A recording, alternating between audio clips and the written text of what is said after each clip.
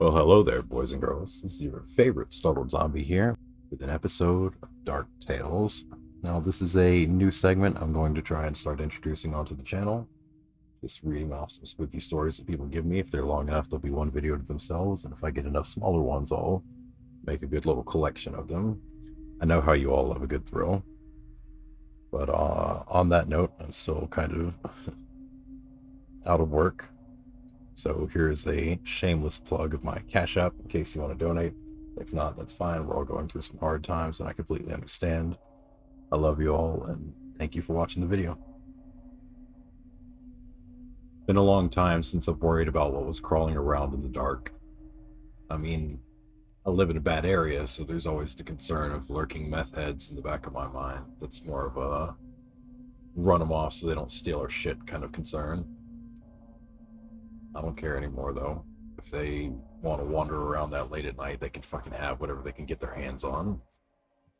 Started a few months ago, kind of an unrelated incident, but I feel like a preface to explain paranoia is kind of necessary.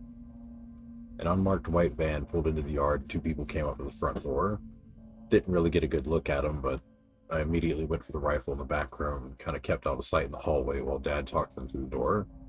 And if you lived around here, you'd understand the reaction. You don't really just pull into a stranger's yard after dark. But based on what he told me and what little bit I heard, they were just looking for some random that lived a few houses over. We, being perfectly sane and reasonable people that we are, assumed there was a 50-50 chance that they were just casing the house. We aren't people of grand means or anything, but we do all right for ourselves, and we could see how two sheds on the property might attract undesirables. I don't sleep much anyway, so I stayed out prowling YouTube, 9 at my side, occasionally glancing out the window anytime I heard anything. Sometime around 4 a.m., without warning, the dogs started absolutely losing their shit, making me nearly jump out of my skin. After yelling at them to shut the fuck up, I went around the yard, doing my best to look aggressive and sound loud, hoping to potentially scare off any druggies or wild animals. Everything was still locked up, though. All the other animals in the yard were as quiet as can be, which I suppose in retrospect should have been a clear sign something was wrong. Usually if anything else is moving around or making noise that early, you couldn't pay the rooster to shut the fuck up. It wasn't until the next morning we saw the carnage. Growing up with livestock of any kind, you kind of get used to blood and gristle, but I had never seen anything like this. It made me throw up as soon as I saw it. All the chickens, we had a fuck ton too, were just torn apart and scattered around inside their pens. Some of them looked like they had been chewed on, but it was hard to tell through all the gore. Whatever it was had been malicious, not just there to eat. Dad tried to suggest maybe it was coyotes.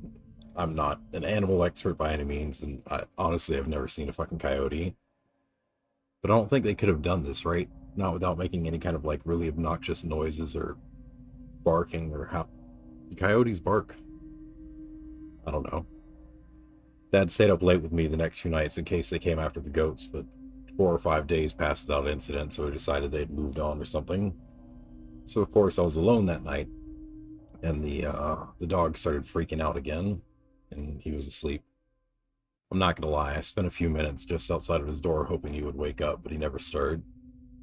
Out of some naive sense of masculine pride, I didn't want to go in there and wake him up in case he thought I was a coward, so I crept outside alone, not nearly as loud and ballsy as before. Because I mean, if it was a pack of coyotes, you don't want to alert them to your presence and have them come after you, right? It was unnerving because while it wasn't quiet or anything with the dogs constantly going off, it just meant that I couldn't hear anything either. Made my way around the yard, keeping to the shadows and desperately trying to watch every direction at once. When I got to the goat pen, I saw him, stark naked in 40-degree weather, with his back to me, hunched over and tearing through one of the goats, or maybe just playing around in its organs. I panicked, aimed at him, and fired. And he didn't move, like, didn't even flinch, didn't jump.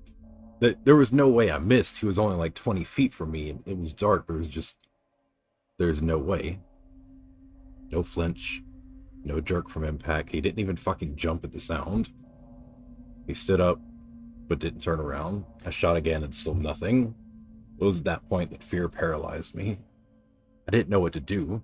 I didn't want to run and have him catch me from behind. Then he kind of whispered.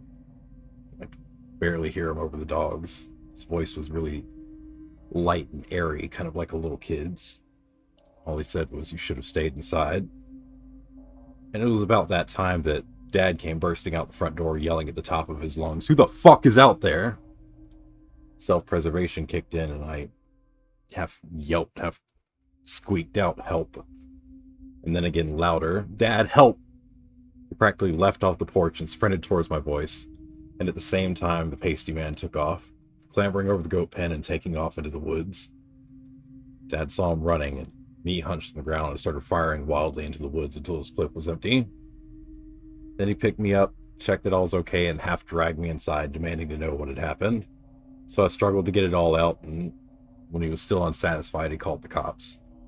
They asked all sorts of questions, looked around the goat pen, couldn't find any blood or anything aside from what was coming out of the goat. They did what they always do, promised to write a report and ultimately leave, never to check in again. They kept musing that it was a meth head and applauded me for acting in self-defense while suggesting I go to a range. First of all, I'm not a marksman in any way, shape, or form, but that was obnoxiously close. There is no fucking way I missed. Secondly, I have lived around meth heads all my life, and never once have I seen them behave like that. They've done some fucking weird shit, but never that. Nothing like that has happened since. And to this day, I refuse to go outside alone after dark, and no amount of poking or teasing is ever going to get me to again. And no, I don't think it was a spirit or anything to that effect. It had to be some fiend on something stronger than whatever everyone else is smoking. I've done a little bit of research, and I think it was maybe PCP or angel dust, especially after hearing some of that crazy shit that it did to people in Florida.